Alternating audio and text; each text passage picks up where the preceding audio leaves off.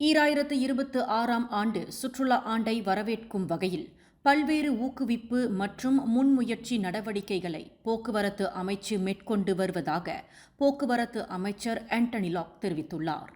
அந்த வகையில் அடிப்படை மொழி மற்றும் ஓட்டுநர் நடத்தை விதி மீதான பயிற்சியை டாக்ஸி ஓட்டுநர்களுக்கு வழங்க போக்குவரத்து அமைச்சு திட்டமிட்டுள்ளதாக அவர் குறிப்பிட்டார்.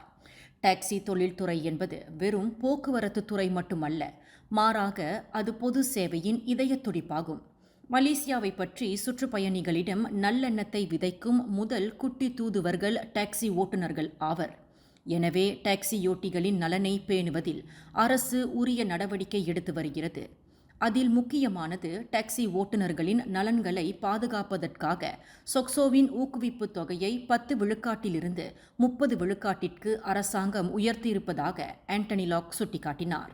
மலேசிய டாக்ஸி, வாடகை கார், சொகுசு வாடகை கார் மற்றும் விமான நிலைய டாக்ஸி சங்கத்தின் 3வது ஆண்டு கூட்டத்தை தொடக்கி வைத்து உரையாற்றுகையில் ஆண்டனி லாக் மேற்கண்டவாறு கூறினார்.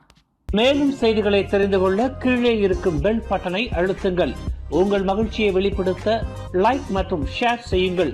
தொடர்ந்து திசைகளோடு இணைந்திருக்க சப்ஸ்கிரைப் செய்யுங்கள்.